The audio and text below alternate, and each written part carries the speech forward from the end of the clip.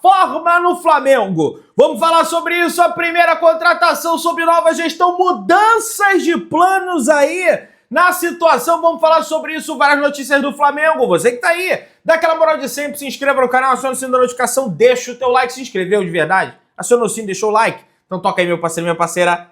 Tocou então, vem comigo, rubro-negro. Vamos às notícias do Flamengo e temos mais dois nomes confirmados no jogo do Zico daqui a 2 dias, no próximo dia 28 de dezembro, daqui a um dia, aliás. O jogo do Zico é amanhã, no sábado, né, ali por volta das 6 horas da tarde. Primeiro tem ali o jogo dos artistas, dos MCs, né, aquela galera toda, né, os influencers, e depois vai ter o jogo das estrelas com o Zico. Fabrício Bruno e Wesley do Flamengo participarão da 20ª edição do Jogo das Estrelas, evento organizado por Zico, o maior ídolo da história do Flamengo. A partida beneficente acontece às 4 horas da tarde, mas vai lembrar que tem o jogo dos artistas e depois acontece o Jogo das Estrelas. É todo ano, né? É o jogo beneficente que, de fato, fecha a temporada de 2024 pra gente rumar para uma temporada de 2025 aí, belíssima, maravilhosa aí. Vamos torcer realmente para que tudo dê certo, beleza? Vamos às próximas, além do Davi Luiz, né? O Davi Luiz já tá presente aí, né, no Jogo das Estrelas, então teremos mais 2 atletas do Flamengo, mas o Davi Luiz não é mais do Flamengo, Pedrão. Em partes, né? O Davi Luiz é do Flamengo até o dia 31 de dezembro, apesar de não atuar mais com a camisa do Flamengo, né? Até porque o Flamengo não joga mais essa temporada. Vamos dizer que vai ser uma despedida, né, do Davi Luiz para a nação rubro-negra, apesar de ter o Zico, lógico, mas vai ser bacana a nação ali se despedindo do Davi Luiz. O Cria decidiu. Revelado nas categorias de base do Flamengo, Rodrigo Muniz marcou nos acréscimos o gol da vitória do Fulham em cima do Chelsea por 2-1 de virada no estádio Stamford Bridge, galera. Olha aí, que bacana, né? Logo o adversário do Flamengo no Mundial de Clubes, na fase de grupos, que vai ser o Chelsea, né? Tomando o gol de um cria do CT Nildrubu. Não podia acontecer realmente coisa melhor. E aí já tem torcedores rubro-negros aí pelas redes sociais zoando torcedores do Chelsea, falando ali, tá vendo aí, já tomou o gol do Flamengo. Eles ficam revoltados, rapaz, os ingleses aí, né, xingam lá os torcedores do Flamengo lá, lógico, em inglês, aquela situação toda. Enfim, vamos ver como vai ficar isso aí pro meio do ano. Sei que eu tô bem feliz porque meu visto foi aprovado, vou lá fazer a pré-temporada, no meio do ano a gente vai lá fazer o que tiver que fazer, né? Vamos ver até onde o Flamengo vai chegar nessa competição. Espero que o Flamengo avance realmente aí muitas casinhas até o grande título da competição. Vai ser bem difícil, a gente sabe disso. O objetivo do Flamengo é entrar, competir forte, não perder de bobeira para time, porra, que dá para ganhar, né? Acho que esse é o grande objetivo. Contra o europeu, tentar bater pau a pau ali, tentar elevar o nível de competição, porque a gente sabe, né, que eles têm jogadores melhores, têm mais dinheiro, enfim, a condição física deles estará pior, porque vai estar no final da temporada, né? Enfim, vamos torcer para que dê tudo certo. Apesar da lesão, Pedro fecha o ano com a sua melhor média de gols no Flamengo e na carreira. Você sabia disso? Esse foi o ano da história da carreira do Pedro com a maior média de gols marcados. O camisa 9 foi o artilheiro rubro-negro em 2024 e o vice-artilheiro do Brasil, atrás apenas de Yuri Alberto.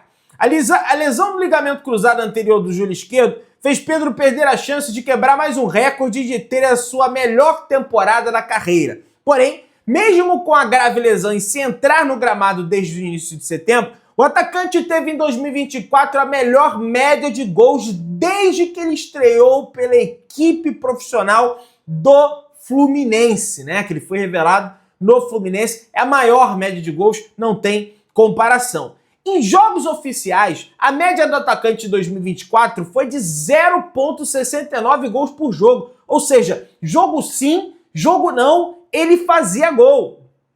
Uma média superior, uma média de meio gol por jogo já é altíssima. O faz gol, jogo sim, jogo não, jogo sim, jogo não, jogo sim. Ou seja, ele tá sempre marcando gol ali e não fica no imaginário do torcedor, ih, fulano tá em jejum, fulano não, fica o imaginário de que o cara tá fazendo gol todo jogo, né? Foram 30 gols em 43 jogos, mais o camisa 9 marcou 2 gols nos amistosos da pré-temporada nos Estados Unidos. Ao todo foram 32 gols em 45 partidas. Em números absolutos, seu melhor ano ainda é 2023, quando marcou 35 vezes em 61 partidas. Cara, um negócio assim, realmente, em números absolutos, né? Porque essa temporada ele teve 30. Na temporada passada ele fez 35. Só que ele fez 35 em 61 jogos. Ele fez quase 20 jogos a mais para bater 35. Nessa temporada ele tinha tudo para ultrapassar a marca dos 40 gols, né? No Flamengo, em 2024 ele fez 30 gols em 43 jogos, uma média de 0,69. Em 2023, em números absolutos, o maior número de gols, 35 gols em 61 jogos, mas uma média menor, uma média de 0,57. Em 2022, 29 gols em 59 jogos, uma média de 0,49. Em 21, 18 gols em 46 jogos, 0,39. Em 2020 é 23 em 54 jogos, 0,42. Então você vê, tirando aí de 2020 para 21, de 21 para 22, de 22 para 23, de 23 para 24, a média dele só sobe. Por que também? Porque ele teve mais oportunidades. Quando você entra durante o jogo, é muito mais difícil você fazer esse gol. A gente sabe disso, né? Mas ele marcava os golzinhos dele ali saindo do banco também. Mas ele só aumenta porque ele cada vez mais melhora, ele refina o talento que ele tem de fazer gol. E não só fazer gol, de dar assistências também, né? Dar assistências, porque ele é um cara que, apesar de ser grandão, fazer o pivô, ele sai da área, dá assistência. A melhor temporada no Flamengo, combinando gols e títulos, foi em 2022. Com 29 gols marcados, Pedro dividiu a artilharia com o Gabigol e teve seu primeiro momento como goleador do clube. Pedro, naquele ano, foi eleito o rei da América, além de ter sido artilheiro na conquista da Libertadores, com 12 gols em 13 jogos. Quase um gol por jogo que ele fez na Copa Libertadores da América. Um negócio assim absurdo. Fez um hat-trick lá na Argentina, em pleno José Amalfitani, contra o Vélez Sarsfield. Nesse ano, uma lesão o tirou dos gramados no início de setembro, mas só na última rodada Yuri Alberto ultrapassou o camisa 9 rubro-negro, tendo 31 gols, enquanto o atacante do Flamengo teve 30. Pedro foi artilheiro do Campeonato Carioca com 11 gols e o maior goleador no Brasileiro também com 11 gols. Ele fechou o ano com 20 gols a mais que a Arrascaeta em relação ao Flamengo, tá? E vice-artilheiro do time com 10 gols, né, que é o de Arrascaeta, né? O prazo de recuperação para a lesão do Pedro é de aproximadamente 8 meses, mas a recuperação está avançando muito bem, existe muito otimismo, já são 3 meses e meio no departamento médico. Seguindo o prazo, Pedro terá pelo menos mais 5 meses até retornar aos gramados. O atacante planeja estar à disposição do Flamengo no Mundial de Clubes no início de junho. Pedro se tratou no CT Ninho do Urubu até o dia 13 de dezembro, quando entrou de férias. O atacante continuará a recuperação em casa, como faz desde o primeiro momento após a sua cirurgia. Ele tem todos os aparelhos necessários e dispõe de fisioterapia particular desde 2021. O jogador já está liberado para atividades na academia e, inclusive, já faz exercícios com carga, galera. Então, cada vez mais aí o Pedro evoluindo no quadro da sua lesão. Acredito que breve a gente já vai ver aquele período de transição, ele trabalhando com bola. Aliás, hoje, dia 27, tem reapresentação no CT Ninho do Urubu, Lohan, Carlinhos, Cleiton, Diogo Alves e uma galera se reapresenta no CT Ninho do Urubu hoje com foco total no Campeonato Carioca, para a disputa do Carioca, pelo menos esse início de Carioca, essas 4 primeiras partidas do Campeonato Carioca, o Flamengo aí vai fazer, né, com o time mexido, né, com alguns garotos. Tem inclusive uma informação sobre o Thiaguinho, tá até que o Vene Casagrande, sobre o Thiaguinho, que vai disputar o início do Carioca em 25. Thiaguinho retorna ao Flamengo após empréstimo ao 13. Durante os últimos meses, os empresários do atacante conseguiram proposta para ele do exterior. Leixões e Estrela Amadora, ambos de Portugal. Torpedo Kutaisi e Dinamo Batum. Beiton, sei lá. Os dois da Geórgia. Ou seja, 2 times de Portugal, 2 times da Geórgia. O Flamengo, na ocasião, topou fazer o negócio com direito à divisão de direitos econômicos, como fez com outros jogadores, como Daniel Cabral. Porém, Thiaguinho não aceitou nenhuma oferta e prioriza ficar no Brasil de acordo com seus empresários. O contrato de Thiaguinho com o Flamengo vai até o meio do ano de 2025, né? E o Flamengo tem o direito de estender por mais 6 meses. O Flamengo contratou o Thiaguinho junto ao Náutico em uma operação que custou quase 10 milhões de reais. Na ocasião, em 2019, o atacante era tratado como uma joia no Timbu. Entretanto, até hoje, a gente não viu o Thiaguinho virar. Realmente foi um investimento bem ruim que a antiga gestão do Flamengo fez no Thiaguinho, porque todo início de temporada é a mesma coisa. Thiaguinho no time do Flamengo, você pode ter certeza disso. O garoto não tem culpa de nada, foram lá, contrataram ele e o Flamengo acabou perdendo 10 milhões de reais. Isso aí é fato, né? Fato. Vamos lá. Por isso que é importante o scout, importante o trabalho com tecnologia, com ciência. Não aquela ciência do Tite, não. Né? Governo Federal veta propaganda de casas de apostas na Copinha 2025. Olha aí, o governo federal anunciou uma nova regra para a disputa da Copa São Paulo de Futebol Júnior, conhecido como Copinha 2025. A partir da edição de 2025, a competição de base que terá o Flamengo não poderá conter nenhuma alusão a apostas em jogos do torneio e nem veicular propagandas de sites de apostas. A decisão foi tomada pelo Ministério da Fazenda, que publicou uma nota técnica explicando que a Copinha envolve muitos jogadores com menos de 18 anos. Dessa forma, o governo federal decidiu que não pode haver apostas ou publicidade de aposta nos estádios, nos uniformes dos times ou nas transmissões de rádio e televisão durante a competição, galera. Então não terá, né, nem mercado para você entrar em aposta, não vai ter propaganda, né? Vamos ver onde eles vão arrumar esses patrocinadores aí, porque a maioria dos patrocinadores hoje é de casa de aposta.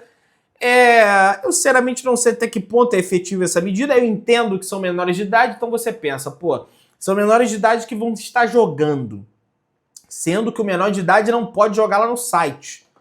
Aí pega mal, né? Aí muita gente argumenta também, o pessoal da Copinha ganha pouco, Pedrão, tá mais suscetível, de repente aceitar uma proposta para ajudar a família. Aí eu já não sei, enfim, mas é essa decisão que o governo federal tomou, que o Ministério da Fazenda tomou. O Flamengo estreia na Copinha São Paulo de Futebol Júnior no dia 5 de janeiro, às 5 horas da tarde, contra o Cruzeiro da Paraíba. Depois, no dia 8, o Flamengo enfrenta o Zumbi de Alagoas. E no dia 11, o Flamengo enfrenta o São Bernardo de São Paulo. Beleza? Vamos avançando aí. Ex-Flamengo conta a pré-eleição hilária de Joel Santana em jogo que salvou o time do rebaixamento, galera. Olha aí. De acordo com o ex-zagueiro Fernando, a pré-eleição do técnico Joel Santana ganhou o jogo. E ele fala: esse jogo do Paraná, além de ganhar o jogo, o mais legal foi a pré-eleição do Joel. Essa do Joel foi a pré-eleição mais icônica que eu já tive. Jogo difícil pra caramba com o Paraná, time que jogava Libertadores. Aí na pré-eleição ele falou: eu quero os meus laterais assim, e gesticula com as mãos pra frente e pra trás. Meus zagueiros eu quero igual jogador de tênis, a bola vem e ele rebate. Meus volantes eu quero igual limpador de para-brisa. Aí chegou na vez do El Tigre e falou: e você, Tigre? Uá! Simulou o barulho do tigre. E aí a gente ganhou o jogo e relembrou aos risos. O Joel é uma figura assim impressionante. A nova diretoria do Flamengo, segundo o Vene Casagrande, acertou a renovação de contrato por mais 3 meses com a empresa responsável pela produção da Flá TV. O contrato acabava no dia 31 de dezembro. A nova gestão do Flamengo tomou essa decisão porque entendeu que não daria tempo suficiente para substituir todo o sistema em 10 dias e não poderia correr o risco de deixar a Flá TV fora do ar. Agora, a nova gestão terá 90 dias para estudar o que acontece e preparar as mudanças. Vale ressaltar que a Flá TV também envolve compromissos com patrocinadores que têm direito a postagens por contrato na plataforma. Então não pode ficar sem Flá TV. Independente se vai mudar ou não, isso quem vai avaliar o Flamengo, não tem como mudar de supetão assim, tem um pessoal lá que já sabe fazer a operação e o patrocinador tem que continuar tendo a sua marca divulgada e a Flá TV não pode parar porque tem que produzir conteúdo para o torcedor, tá certíssimo.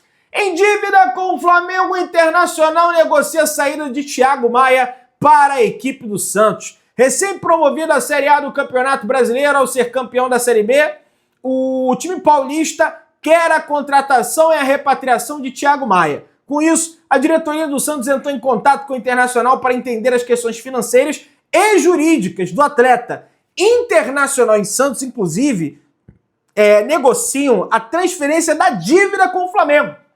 Isso porque o time paulista assumiria as parcelas que o clube gaúcho se comprometeu a pagar ao Flamengo, segundo o jornalista Lucas Colar, e não pagou. Tinha que ter pago 250 mil em agosto, tinha que ter pago 400 mil na primeira quinzena de dezembro e tinha que ter pago mais 50 mil nessa segunda quinzena de dezembro e até agora o Flamengo não viu esse dinheiro. Ah, mas teve lá, Pedrão, o que aconteceu. Sim, teve o que aconteceu. Eu entendo o que aconteceu. Mas, gente, não pode dever. Se não tem condições, vende o jogador. O que não pode é ficar devendo o Flamengo, né? Dirigente da Juventus descarta a possibilidade de contratação de zagueiro Léo Ortiz do Flamengo. E ele falou, segundo Matheus Leal, não tem nada, zero de chance. Um dirigente da Juventus, portanto, meus amigos e minhas amigas, tranquilidade porque o Léo Ortiz permanece no Flamengo. Segundo o Flabase, perfil aí também no Flazoeiro, o Flamengo acertou a primeira contratação para sua base sob o comando de Luiz Eduardo Batista, o BAP. Davi Rezende, volante de apenas 15 anos, nascido em 2009, no ano que o Flamengo conquistou o seu título brasileiro, o jovem talento estava no Botafogo e chega com um contrato de formação válido por 3 anos. Ou seja, tá fechado com o Flamengo o jovem Davi. Já foi publicada aí uma foto dele com a camisa do Flamengo quando ele era criança no Engenhão, né? Naquela época que o Maracanã estava em obra, ele bem pequenininho no Engenhão ali, vendo jogos, partidas do Flamengo, bem bacana essa situação. E agora ele tá vindo para jogar no Flamengo. Para não haver nenhum mal-entendido, o próprio Flabase botou aqui, o garoto é o primeiro jogador da base a ser contratado depois que o BAP assumiu. Mas não é algo relacionado à nova diretoria. Ou seja, essa contratação ainda não tem a ver com o novo presidente do Flamengo. Já estava engatilhada e foi fechada. E ele vem aí para ajudar o Sub-15, Sub-16, os subs do Flamengo. E quem sabe aí daqui a pouco desabrochar e jogar no elenco profissional. E aí ser vendido por aquela bagatela toda que a gente já está acostumado. Trivela. Destaque do Equador. Flamengo tem interesse na contratação do atacante Alain Minda, do Cercle Bruges, da Bélgica. Olha aí, o jogador tem 21 anos e foi destaque da seleção equatoriana nesse ano de 2024.